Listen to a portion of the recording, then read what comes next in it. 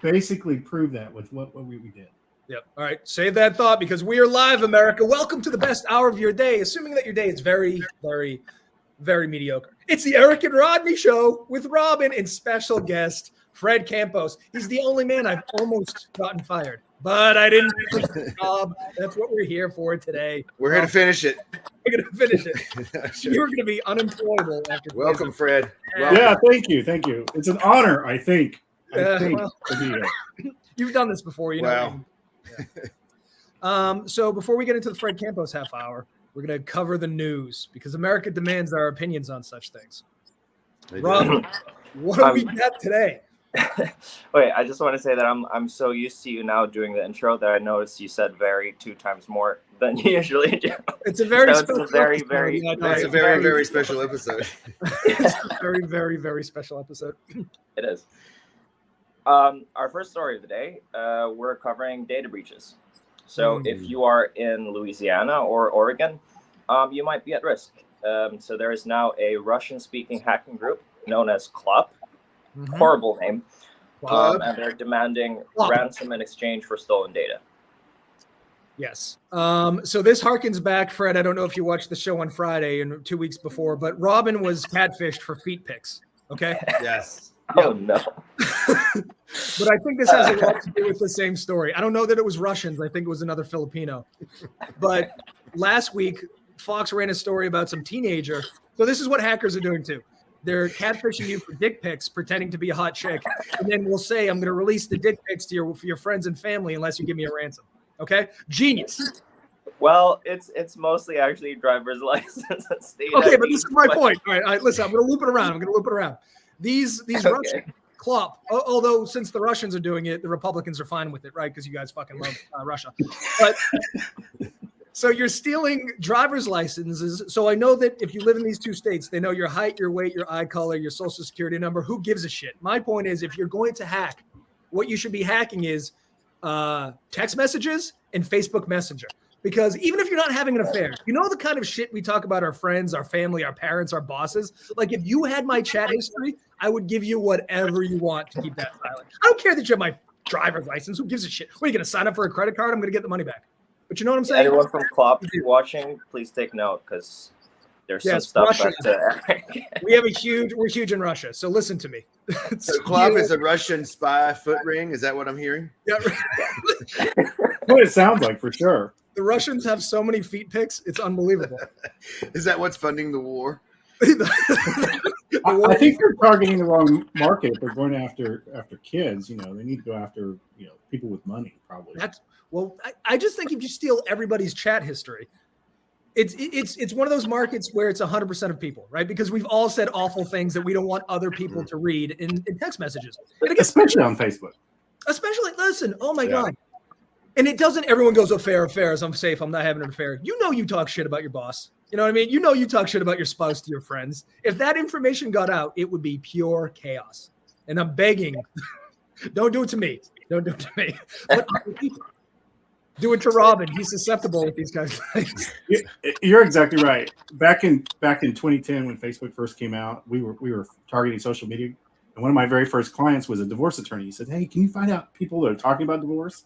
And so we started following them strategically. It freaked them out. Yeah, they right? thought the conversations they were talking about telling their friend, hey, That's spouse tried to do that's work. genius, by the way. Oh, it was freaky, though. It worked very well, but the clients got freaked out almost 100% of the time. Yeah, but they're about to get divorced, so they have bigger problems to worry about. But here's to your point, circling back. It just means that people talk about crap on Facebook that they probably shouldn't. Yeah, but so you're saying that they were talking about divorce on the front page, right? Like just in their They're to their friends, right? But if you stole the private messenger chats, that's where the money is. Yeah, that's taking it to a whole nother level. Now you're competing with Google and Facebook. Exactly. You know what? We don't need the Russians to do it. I think we can do it. I'm sure there's Filipinos that could steal this information, right? There are, and I know a couple. Oh, there you go. There's Robin. This whole time, There's another thing though too, right? I was just thinking about, and I'm just brainstorming here. They stole the data in Louisiana and Kentucky. Well, I think they're beta testing it. You know what I mean? I was going to say, if that was me, I would hit California, Texas, right, Florida, New York, Massachusetts, yeah, other areas.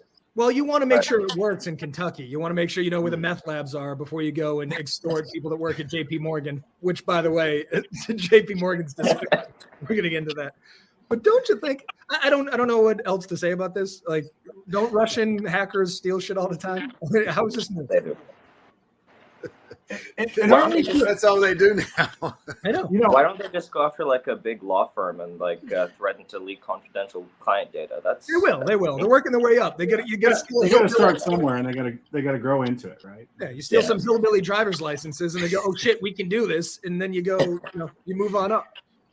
Yeah, because I'm just thinking like the only place that would make sense for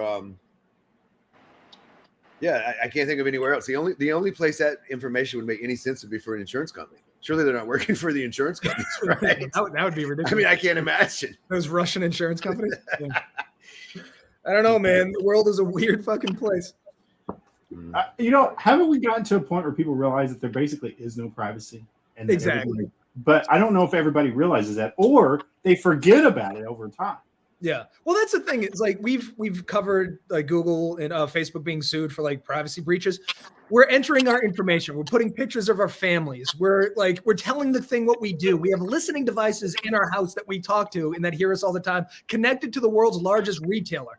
And we have some expectation of privacy. Mind you, all this shit's free. Facebook's free. So what do you think? Of course they're stealing shit. Yeah. It's just they need to get their entrepreneur hats on, and they just need to market themselves and use this data a little better, right? Exactly. You need to taekwondo this shit. You just use the momentum. You can't stop it. You got to use it. Figure out these hackers are doing it.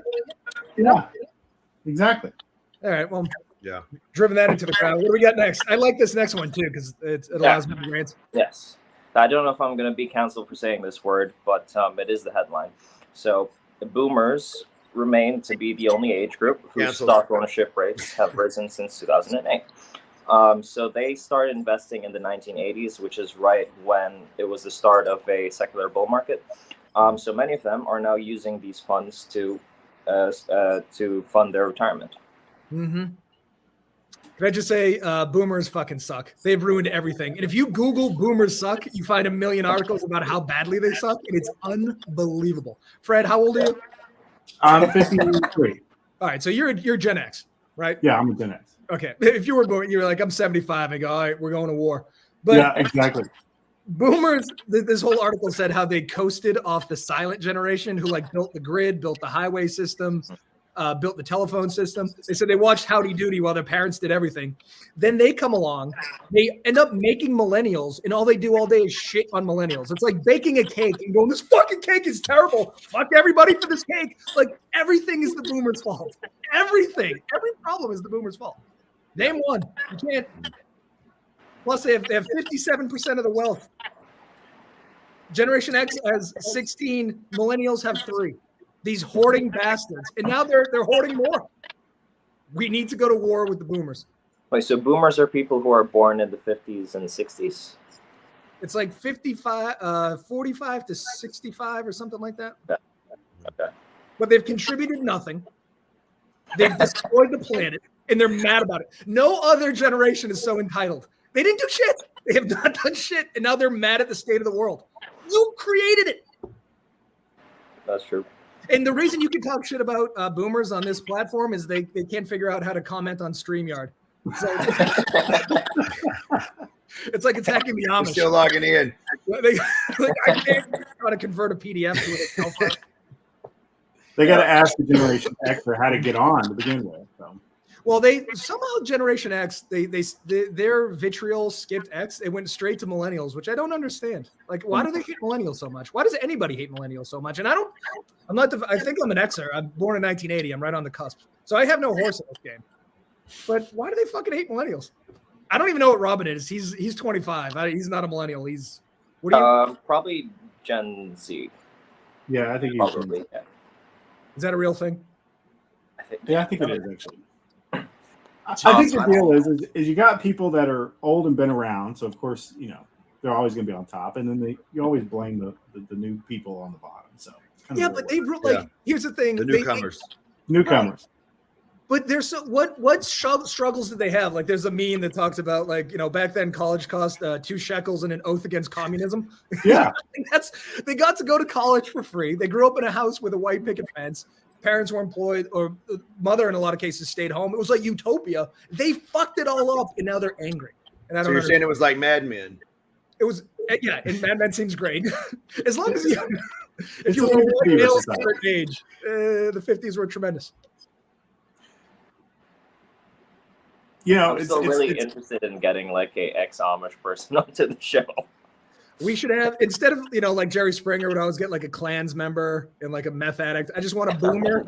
I want a boomer, an environmental scientist. we have real, because here's the other thing. They ruin the fucking environment. Oh my God, boomers are the worst. You guys don't hate boomers either. No, I don't hate boomers. They just have more experience and have different opinions, and every generation feels differently about the previous one. So, Oh, they're just wrong. They're wrong, Fred. You're wrong in totality. it's You're all tradition to wrong. blame, it's tradition to blame down and blame up. So it could be whether it be business or boomers or anything else. You know, I'm in the web design business. I have about 700 clients, and I meet these newbies that come in. Oh, I can't handle my 25 clients. I'm like, oh, they're such newbies. They don't know what they're doing. They feel like the world's coming to an end. Just wait till you get to my point, man. It's really tough. The whole lot. That's true. Whatever generation we're in, but we're all sort of at X, right? So we can agree that we're the best. I think we produce the best music. MTV in the 80s, fucking fantastic. There's also a lot of shit I could talk about my generation, Gen Z. Like half of Gen Z has like a mental problem, and they're like needing to see a therapist, where they're like or they're dropping out of school because they can't handle all these mental issues. So that's true. I often think about, I don't know, I think it was the silent generation. They stormed the beaches of Normandy at 18, and you guys can't handle 2 classes on a Tuesday. Like, suck it. Exactly. You know what I mean? They fought Nazis. Give everybody a trophy and give them a hug. It'll be okay. Oh, thank you for bringing up the trophy thing. This is the other thing that drives me crazy. People are like, oh, the kids get the trophies. The kids get the trophies for nothing. The adults are giving the kids the trophies. The kids aren't demanding them. So why are you shitting on the kids? It's the same thing as the baking and the cake analogy. Like, you're upset about the kids for getting trophies. You were giving it to them, dum-dums. Don't give them trophies, and then all of a sudden, nobody has trophies anymore. You know what I mean? It's just... That's a good point. They're That just is a good point. angry about everything that they've created. Now, why Robin Maybe they were said... sold and angry. That's making me angry. I identify as a boomer. He's channeling the boomers. That's my boomer impression. Yeah, I mean, Robin's generation, I think all our hate was reserved for millennials. So I think you get to skate for a little while, but it'll catch up. Yeah. We'll get you. Don't you worry. We're watching. You guys drink Bud Light, and you're all woke. You're shopping at Target like a bunch of, I can't say it. All right. yeah, no, let's save that. Okay, let's go to the next segment. This is also quite interesting. So you might know him from Shark Tank, or you might know him as the owner of the Dallas Mavericks. Mark Cuban claims that wokeness is good for business. So he argues that there's a very big reason why the top 10 market cap companies in the U.S. are considered woke. So what they do is CEOs and the marketing teams, they focus on like what is the current woke politics issue now. And it's just easy for them to capitalize on it by making the customers believe that the companies are on their side. So for those of you who are still unfamiliar with what the word woke means, it's just being aware and attentive to the current societal issues, mostly about racial prejudice and minorities. I say. Yeah. So the whole thing is go woke, go broke. That's what the right likes to say. But here's my take on this thing. Both sides work. All right. So Fox does very, very well, and they appeal to the right.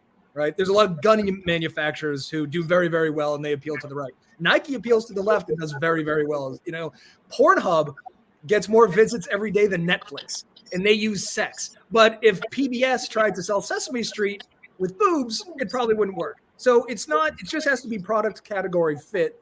It's not that woke is bad or appealing to the right is bad. It's just you have to know your audience. Bud Light's problem was that they alienated their base.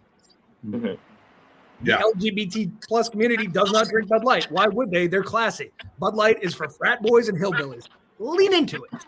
So, don't lean away. Yeah, I always kind of felt like with Bud Light, and then I'm sure everybody likes it, but like Yeah, I get inclusion. It doesn't make sense to me. Like no one, like I don't recall my mom or any of her friends or any, I don't recall anyone ever being like, does anyone have any Bud Light?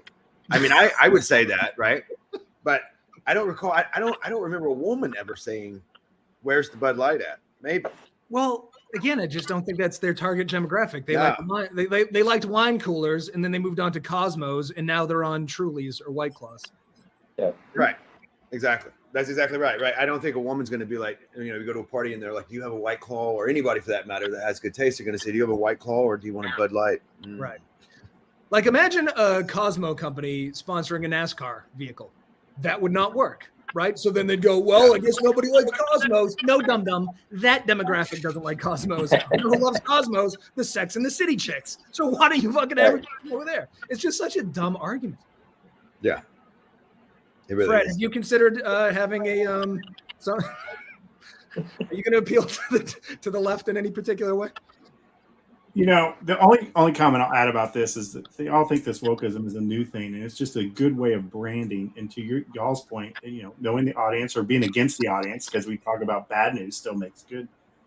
At my level on a publicly elected school board, you deal with this facade that gets created and people have opinions about it, and you're sitting there thinking, didn't this exist before 2010, before we came up with this word? Yeah. But now we're all concerned about it and everything else. And, Yeah. I think it's good from a business perspective. It's good marketing to create something and be for or against it for the purpose of getting the sound bites is huge. Well, it gets you in the news. And to your point, when we were It talking does about get you in the news. yeah, like the no press is bad press. And like Trump embraces this in totality. Oh my gosh. Yes. It's worked, So I know, but okay. Also, Bud Light this has been terrible. Like there's exceptions to every rule. There's been nothing good for Bud Light that's come out of this campaign. They're down 24% in sales, something like 30% profit, 20-something revenue. It's fucking crazy. But for the most it's part, terrible. no news is bad news. Yeah, agreed. And you're right. There are exceptions to things.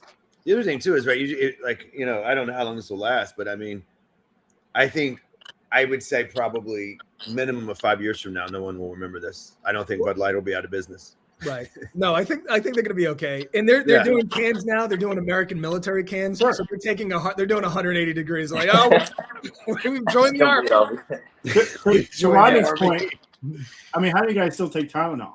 I wasn't sure Tylenol could survive its little situation, but Yeah, and Tylenol was straight killing people, right? I mean, yeah, absolutely. yeah, it's Bud Light, you haven't killed anyone yet. Yeah, No. Bud Light's like, hold my beer. yeah, exactly. That's nice. Wait, Bayer, I think the medicine company Bayer, I believe it's them. Don't assume that anyone's wondering. I believe that's the company that knowingly sold AIDS tainted blood to South America, and they're still in business. So we give you a lot of leeway as corporations, which we'll talk about. We hate you for a moment, but we'll forgive you and drink you later. Just need another news cycle. Exactly. We just need 5 minutes on Twitter, and then We just need Trump to do something. Tucker Carlson to come out with a new episode. Tucker Carlson. Yeah. All right. What's this next news story? Is a goddamn abomination. Should we skip this one because this might be a bit too controversial for? No, we didn't. We're not guilty. Okay, fair enough. Okay, this is just a heads up. We're talking about Jeffrey Epstein. Was that a trigger warning for our audience? Yes. Okay, but it's more about the side of JP Morgan and the recent filing against them. So now more and more cases are coming up about Jeffrey Epstein because JP Morgan is forced to look into the dealings that he had. Simply because JP Morgan was turning a blind eye to all the stuff he was doing because he brought. Isn't JP Morgan dead? No. Unfortunately, he is, so we have to blame the company for this. You mean the company? Okay, I got you. Okay. Yeah. All right. So the headline for this one is Jeffrey Epstein was asked to help craft a law for sex offenders in the U.S. Virgin Islands, none other by the First Lady herself, DeJong. Now, keep in First mind, lady of where? the U.S. Virgin Islands. Yeah. Oh, okay. I'm sorry. I thought you meant here. Keep in mind, she asked for his advice 3 years after pleading guilty to soliciting an underage prostitute. So if anyone was thinking, oh, maybe they didn't know who Jeffrey Epstein was, they absolutely knew who Jeffrey Epstein was. Then JP Morgan goes, because they're suing, they go, you know that you guys like aided and abetted a child predator. And then the U.S. Virgin Islands goes, but you guys aided and abetted a child. They're doing a quid pro quo argument in the public about who helped Epstein more, and it's an abomination. Shouldn't you both be embarrassed that you aided and abetted a known child predator? Like, why would either one of you shed light on this? It's batshit. Yeah, the whole Jeffrey Epstein story is crazy. I mean, I remember watching something and they were like, yeah, he was a math teacher at a private school. I don't even think he went to college. And then like he owns an island and he's worth billions of dollars and he's molesting children. He just fell in with the right crowd and they loved him and started giving him money. And then But think about it, right? I mean, what was he like? Matt Damon in Good Will Hunting? They were like, this is the smartest. Like, think about it, right? He was a math teacher. And some guy on Wall Street was like, this guy's such a savant at math. And my son's 8th grade math. I mean, like, how would that ever happen? Yeah. Right? What was he out there doing math on the chalkboard? Yeah, right? Figuring out theoretical math in his head. I mean, I don't think he was thinking about math based on what the island was about. But I mean, he fell in with the richest people in the world. Yeah. Right? The headline was misleading, though, because she didn't ask for his advice. She wrote a piece of legislation, sent it to him, and goes, is this okay with you? Because she knew what he was doing. Then when it passes, he was upset about how stringent it was. And she quoted, she goes, don't worry, we'll figure out a way to work around these obstacles. So top to bottom, she knew exactly what she was doing and exactly what he was doing. So she wasn't asking an expert for advice on how to stop him. She was asking him to make sure it was okay with him. She goes, you bring a lot of rich and famous people here. You're dumping a lot of money on the island. How can I help you be a child predator best?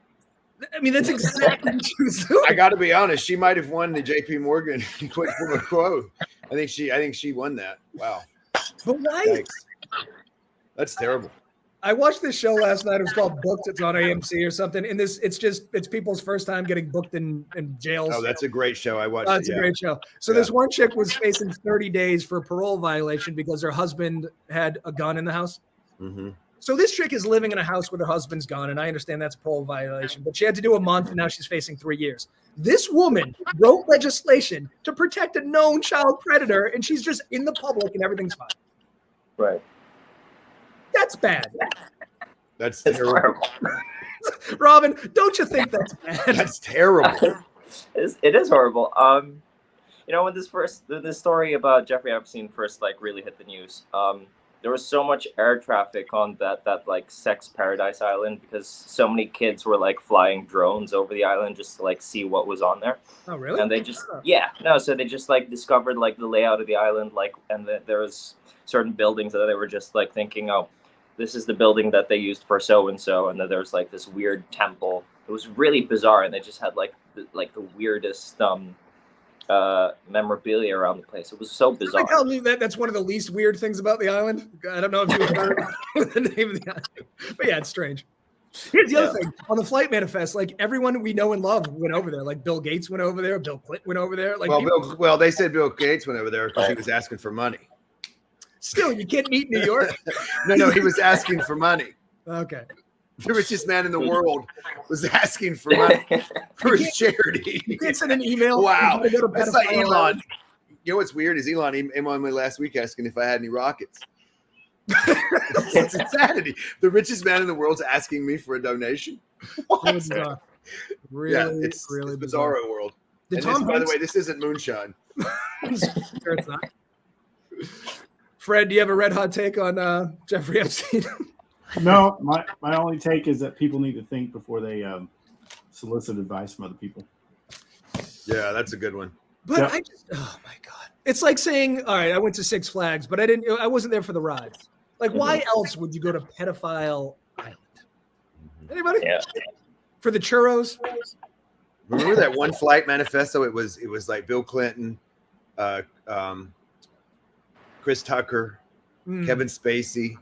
And I was like, who is this motley crew? And they were like, it's about the World AIDS Summit. Oh, God. I can't imagine. Like, if I was going to assemble a crack team to work on the AIDS virus, it wouldn't be any of those guys. You don't think Kevin Spacey? Well, maybe Kevin Spacey, but I don't know like Chris been Tucker. like a really wild plane flight, huh? Those people in this one. I Like, bet I not, remember not as reading it was wild like- as the destination.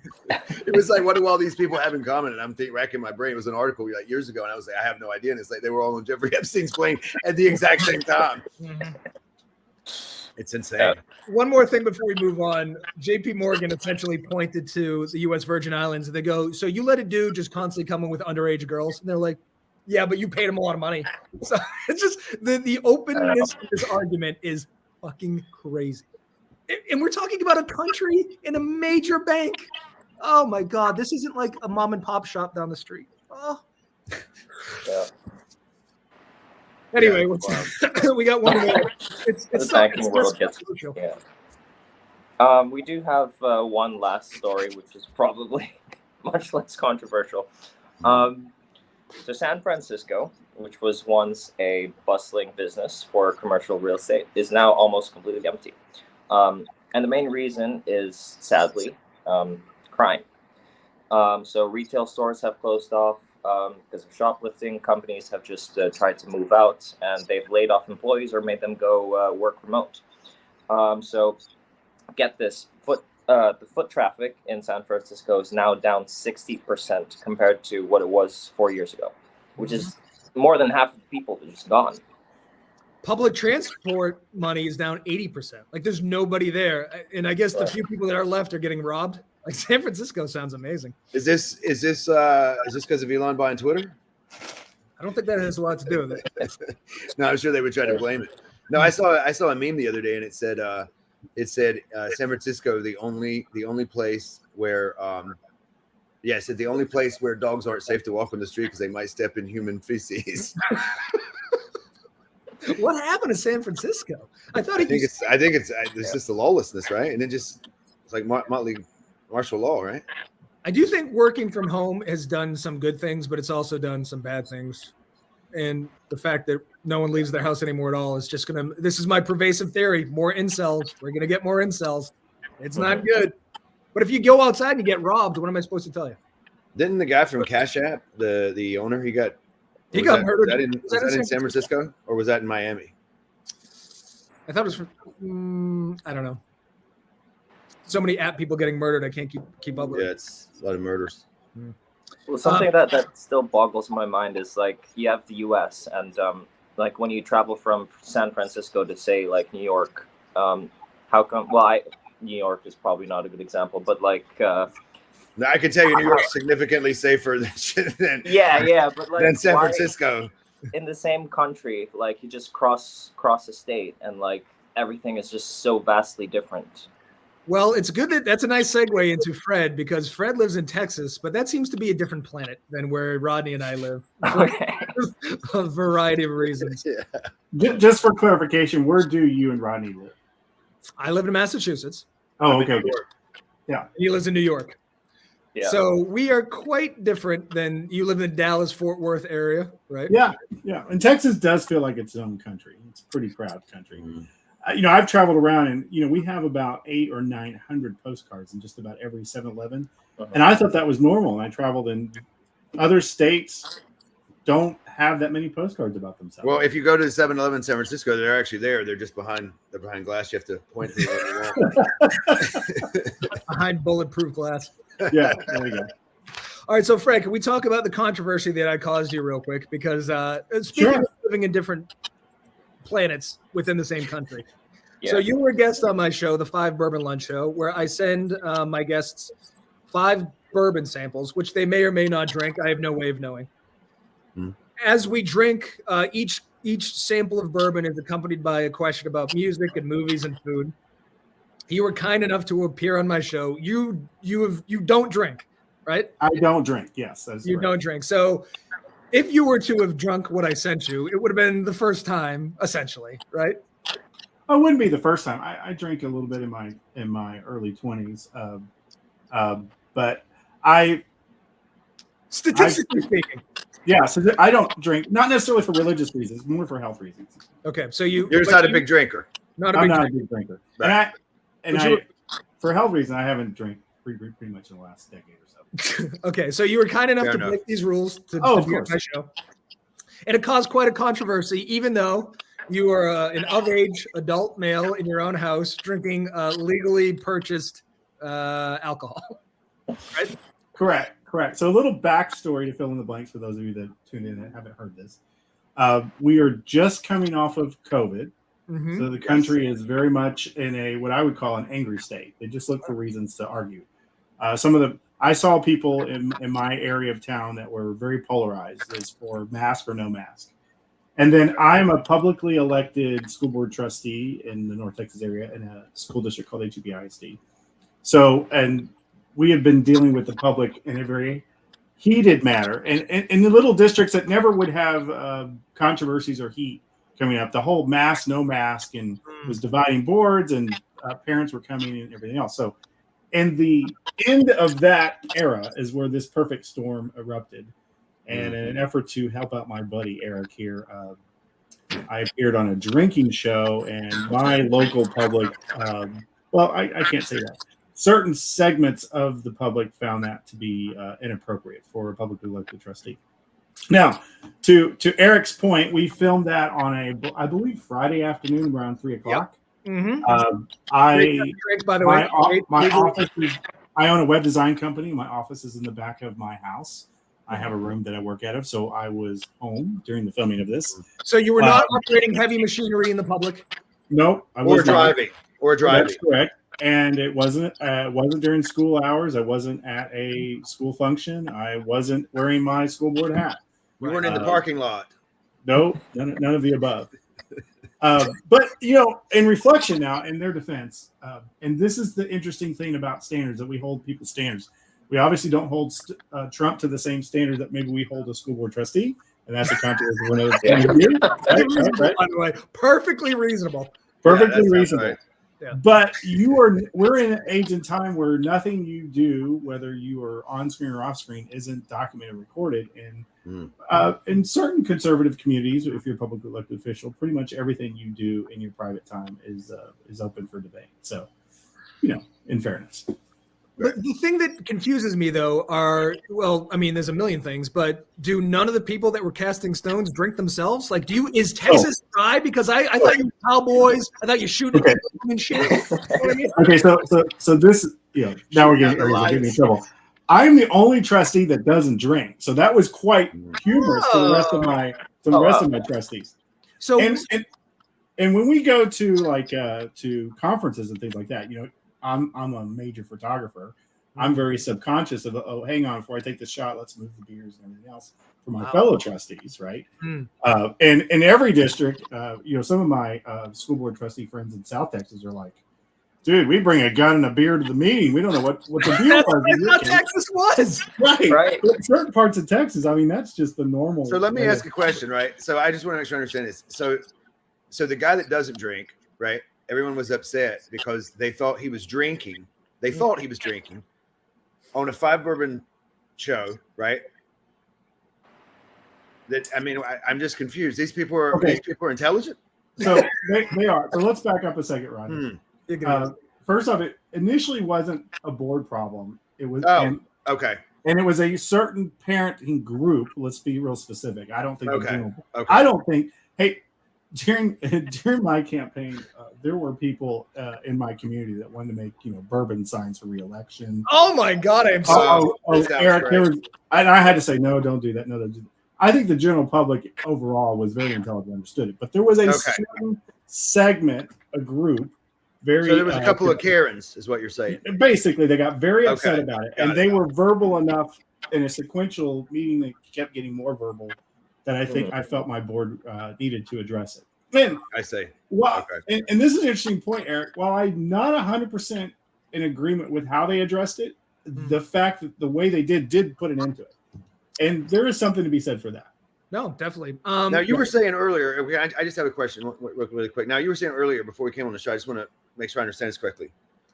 You have a Twitter where you update hourly, or was it hourly or daily? Or no, it's hourly. Hourly. So again, I'm just asking.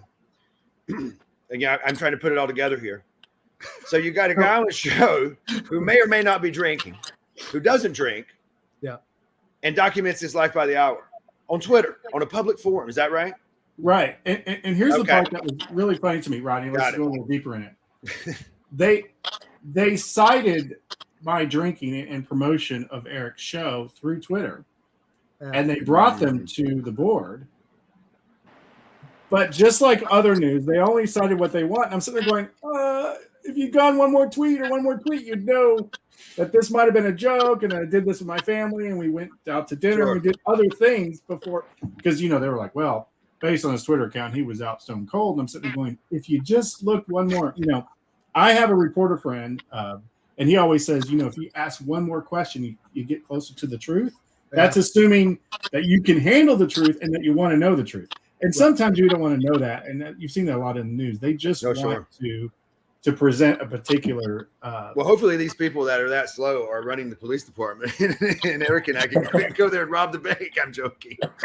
I think you drinking was the least offensive thing about the show. The most offensive is that you included Weird Al in your top 5 music. Like, oh my God, really? Oh wow. And there is a what do you call it, a cookie? What do you call it when you hide something that means something? What's that called? Easter egg. Oh, Easter egg. Okay, get this, Rodney. You appreciate this.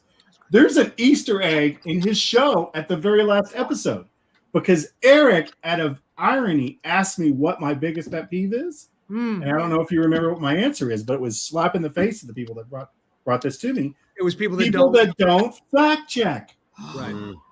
Yeah, look at that. The whole thing is actually a lesson in what not to do, and they fell for it completely. I like the idea that so just so the audience knows, we film one day. I ask you 5 questions. I cut the 5 questions and then release them as individual episodes.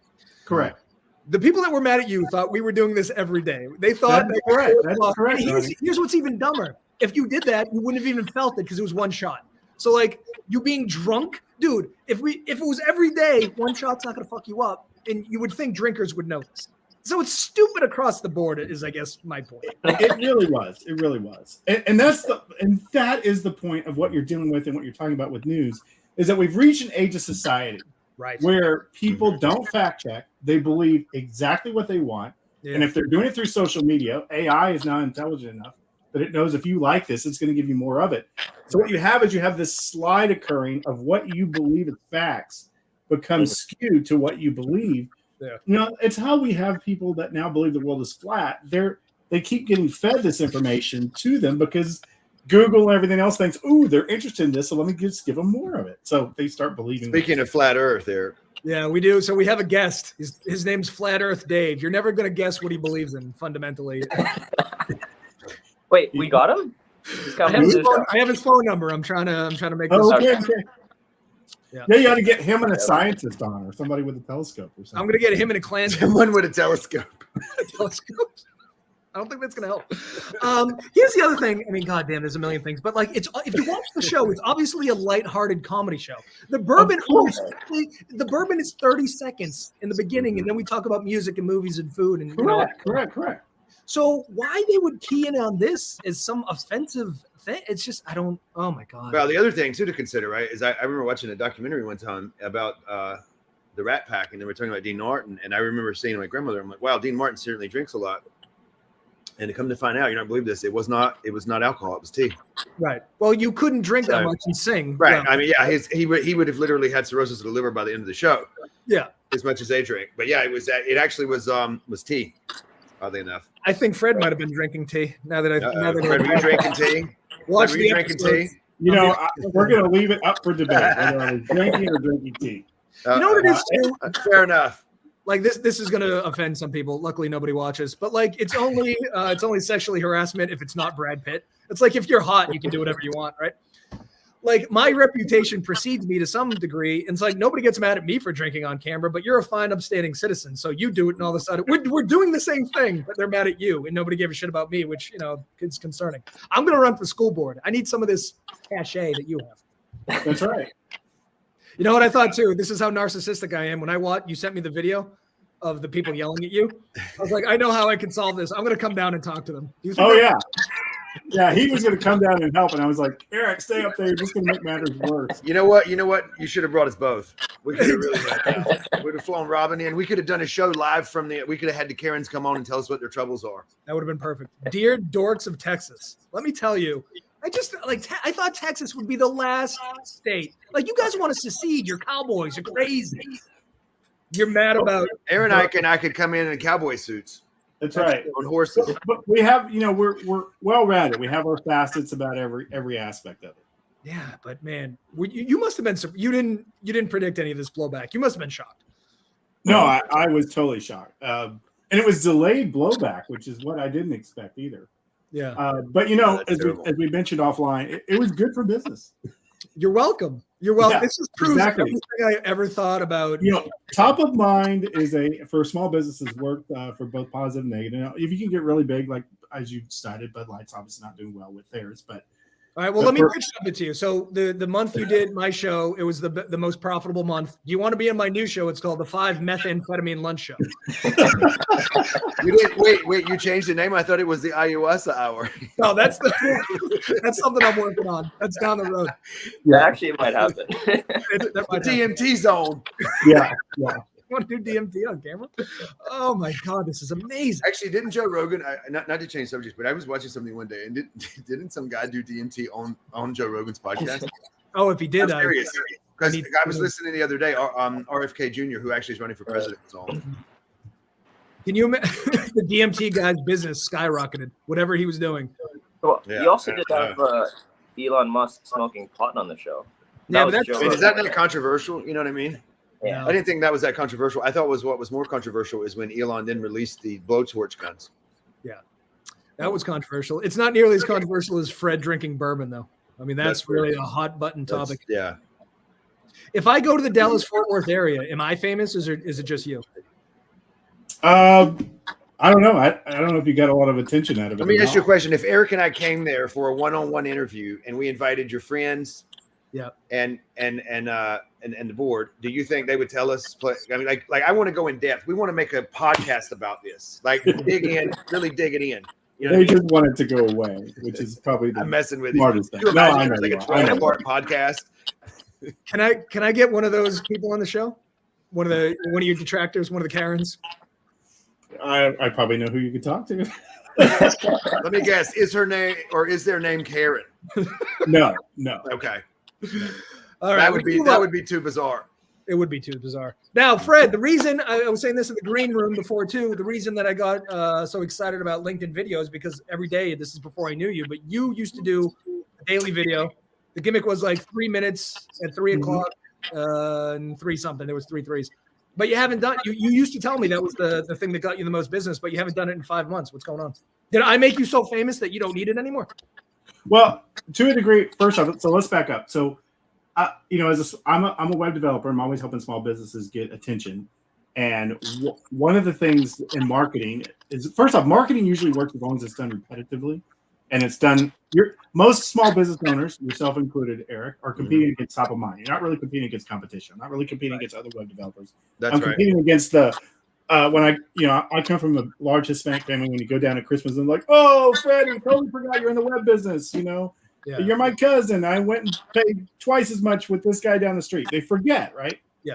So that's true. The most successful marketing idea I've ever come up with that worked was I did a 3-3-3 show, three tips in 3 minutes at 3 o'clock. That's what I did. And I did it every day for about 600 days in a row. Started it during the COVID thing. And it was great. It brought me a ton of business. And Eric, I have stopped doing it mainly because my referral business is so great that I really can't handle it at this moment. But I will come back to it. And I think the biggest thing that occurred the first 30 days, didn't have any effect. But after 30 days, people would go like, I think you're the guy I've seen you once on YouTube or seen you once on LinkedIn.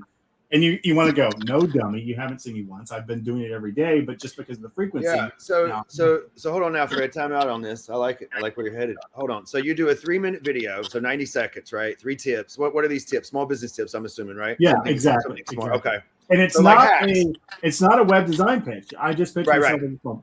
But at the very end, I might say, hey, if you need a web business, I'm Fred Campbell's at DFW Website Designers. And you the did this fact on is LinkedIn that Live, correct? Sorry. No, he I didn't started out live, and then I turned Oh, it you did? into recorded. Yeah. Well, I never saw your lives because you used to do like a thumbnail, like they were edited, right? Right. And Eric, the other problem with live, and just think about this, is it actually, as you know, in this show, it requires you to be there at a certain date and time. Yeah. And Right. sometimes I had appointments or was out of town, so then I thought, well, I'll just pre-record. We don't it. have anything else to do. No, Right. You guys don't. Yeah. But when you eventually get to the point that you do, the fact that I could record it could allow me to put the thumbnail together, and it could allow me to schedule it, and it could allow me to do other things. Now, how important is the thumbnail? Because I hear it's very important. I'm not being Oh, funny. I've heard it's like huge. Mr. Beast pays like $5,000 a thumbnail. So Thumbnail, topic, and title are probably more important than content, Right. which is sad, but it's very, very true. This is why, like, when we do ours and we say Fred Campos is going to be a guest, we should have said something like Fred Campos talks about the power of 333. You know what I mean? This is very meta right now. You get a different audience at that point. Right. Yeah. So let me ask you. wouldn't get Okay. So, Karen's but how do you come up? I'm just asking, right? For a friend, obviously. All right. So you come up with 3 things or 3 tips, whatever, every day. Where's this brain well of ideas? Okay, so Rodney, now you're getting into my life, but this is good. So I exercise. My form of exercise is walking. I walk an hour every morning, usually from 5 to 6 or 6 to 7, right? Okay. And I'm a subscriber to Audible, so I'm always listening in. And all I like listen to is business books. So I'm digesting about 50 business books a year. And in that process, it's stack time, Eric. So I use it while I'm walking, right? So, and then inevitably in 1 hour, Rodney, I will think of at least one thing that makes sense that I can break into 3 pieces to give in my thing. Okay. And then what I do, and this may be too much makes sense. information, but you're asking for a friend. Sure. I have a Google sheet, and usually I'll think of 3 or 4 of them. I'll write them all down, and then I'll work on the titles. So I would have a list of 20 or 30, and I did them in themes, if you remember, Eric. I do. I'd have one theme per week. This is how to start a business. This is business tips on how to find an accountant or how to use social media. And so I would just have those in a Google sheet, and I just work them through. And how did you come up with the titles? I'm sorry. No, it's okay. I got a lot of questions. No, it's a lot of quick. Well, there were 3 tips. So once I had a theme going, like one of the most popular ones was it came out in November when ChatGPT came out.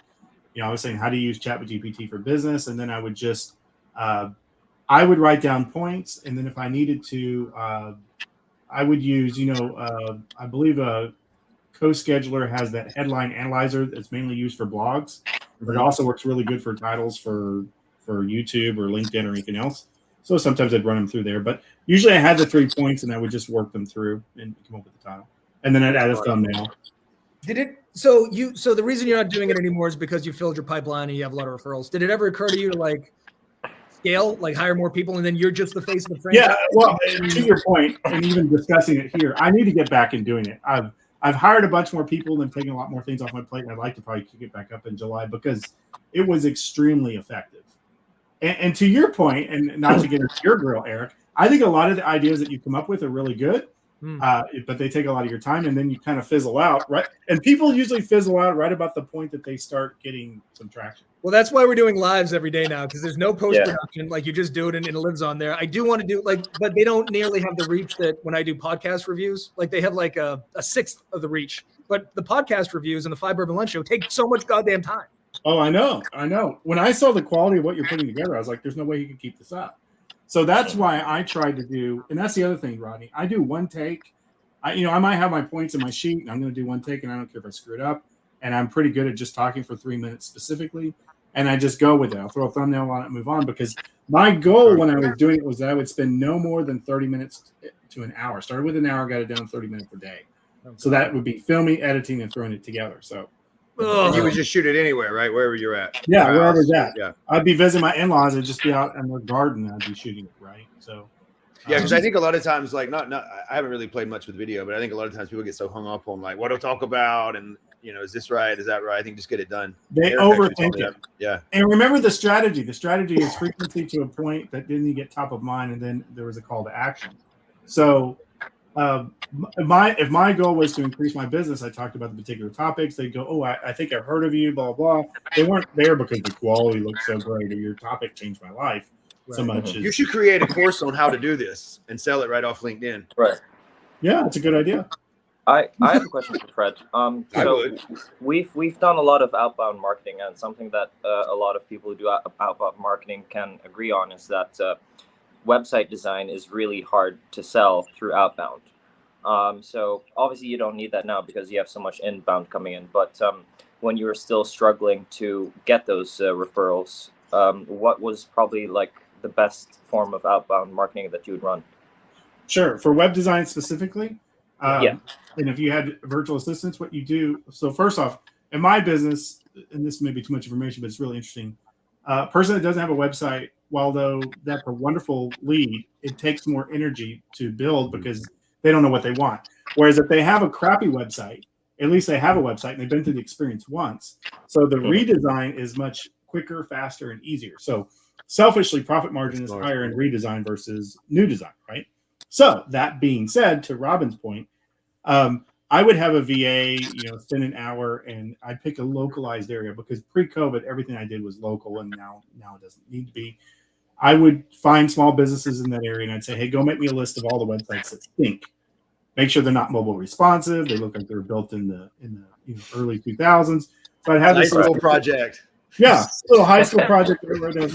Yeah. Right. So, and you compound it. So don't spend more than 10 minutes doing the list. Then you cold email them, and then you cold call them, and that was a fabulous way of generating leads.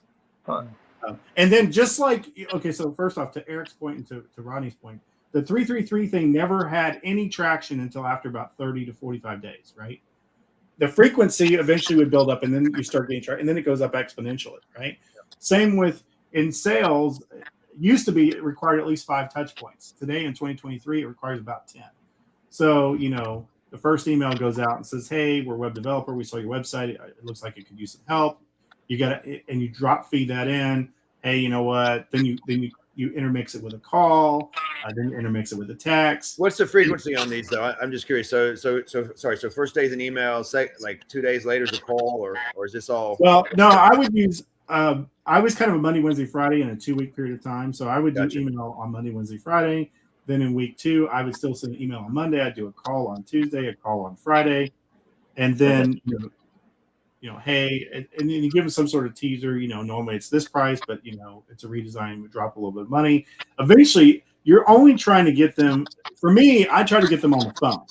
As soon as I can talk about this, my close rate goes up to about 80%.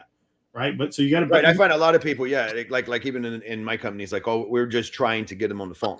Right, once we get them on the phone, we know they need our help. We know we can help them. It's getting them on the phone. But if I start with the phone, I get a no almost immediately. But if I can drop feed 3 or 4 emails up front, tell them about it. So what you're saying is email's important. Yeah, emails, phone, and then I even go to text, email, phone, text, until they go to an NG. They absolutely don't want it, or because most of the time, in my particular field, to your point, Robin, they know they need it. They just don't have the time to do it, right? Which is why if you go with redesign, it's better. I said, hey, you know what? I tell you what, what if I redesign the homepage you can look at? That was my wonderful little teaser. I would get one of my staff to actually just do the homepage, not do the whole thing, because then you have the wow effect, and then the quote. Now you're into a close and go with it.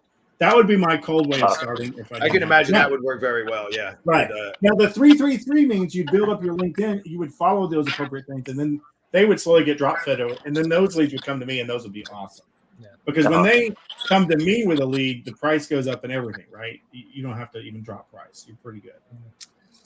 I feel Eric's wheels are turning back up there. Well, listen, you created quite an ecosystem, so much so that you don't have to do video anymore. I just want to do video. I just want to create. I just want to be famous. Yeah. Like you wanted. I think you like the work. I want the fame and the groupies and the bourbon. And you do really good video. On all seriousness, Eric, I would say, Eric's amazing in video. He does for sure. And do you sell that as a service to businesses? Yeah, but here's this is really turning into a business podcast, which is probably good for LinkedIn. Here's the issue. I'm aware that I'm the bright, shiny object and like I'm, somewhat edgy and controversial. That attracts people, but once they get it, they don't want to do that. So then it's not your setup. Like what I really need to do is like be me, get the attention, and they'll sell something that you do. You know what I mean? Right. The 333 is much more palatable to other people. So it's always this weird dichotomy of, yes, I do sell video, but I want to push the envelope. Most people don't want to do that. So then it becomes this weird thing, you know? You know what I'm saying? Yeah. So what exactly is it that you do? So then do the Neil Patel, right? Have Neil Patel where he gets on, sells these people stuff, and he has no idea what's going on, or half the time doesn't even work at the company. Right. Well, Neil Patel is a perfect example of somebody who's famous. I don't know what the fuck he's selling. Well, I guess web stuff. I mean, SEO, right? I don't know. I don't know what he sells SEO either. services is what I think he sells. Yeah. Yeah, I mean, we have a marketing company. We do SEO and PPC and content marketing and all. Okay. But we'd like to niche. So the three of us are big into outbound email. Yes. Well, Rodney's then spam. you guys know how to do this better than me. No, we don't actually. we know how to do email. We know how to do email very well. We don't know how to mix it together per se. I mean, maybe we do. We have the resources. We just have never really thought about it, I guess. I don't know. I think to your point too, Fred, like you didn't say this exactly, but you're not competing. I say this in a different way. I go like, you're not competing with your competition. You're competing for attention, because that's exactly right. Your cell phone isn't just other web developers. It's also, sports scores and YouTube and porn. Like, it's attention you need to get. So I think you really do need to do video. You need to send emails. You need to do SEO. It needs to be everything. Yeah. Listen, there are 500 companies that can build a website as good as my company does. Mm-hmm. People buy from me because they like me, and because I return calls, and because I have good references.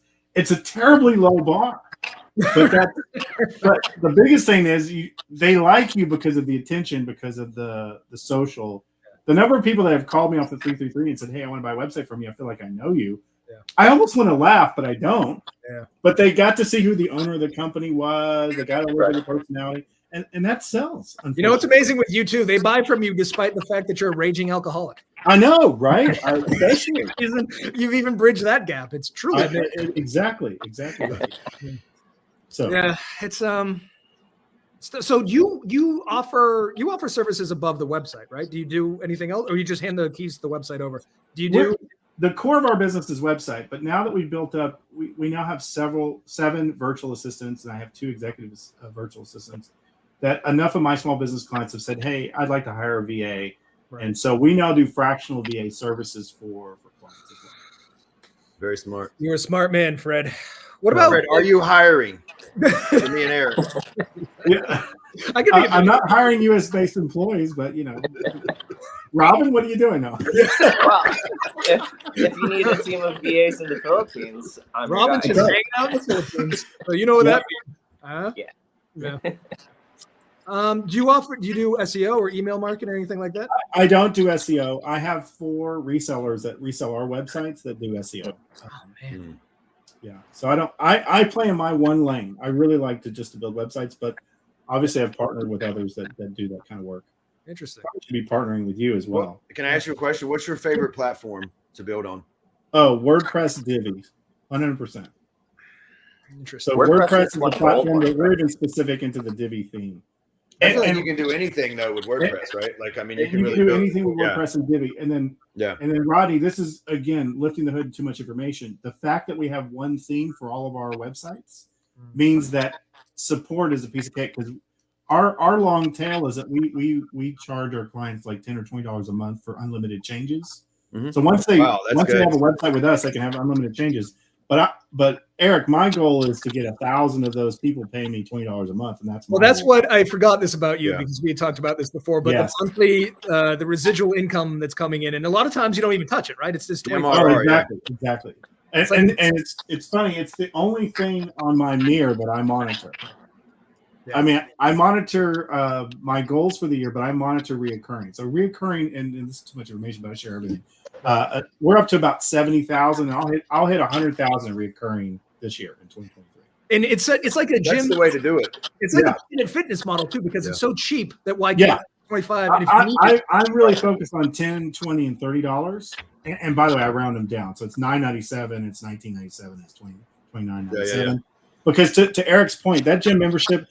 First off, it's this weird tail. They use it, so a website goes live and they use that service a lot the first 30 days, just like gym membership. Right. And then they taper off and they might have one change a year later or whatever.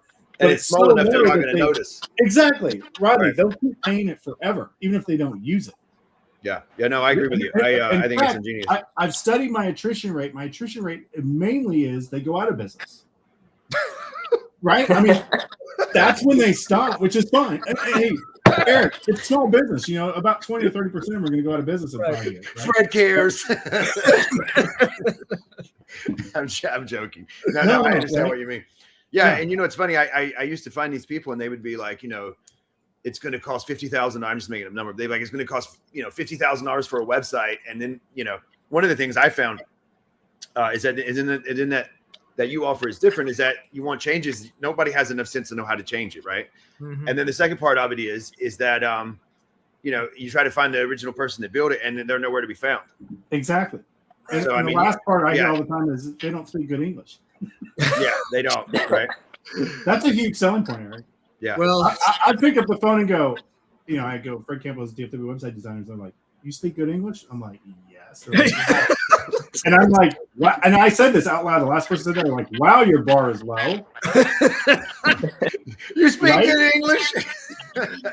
I can't go. I do not speak that good of English, but I can learn to speak much better. I can do that too. But this is the second show in a row we've had somebody do an Indian impression. You're definitely gonna get it.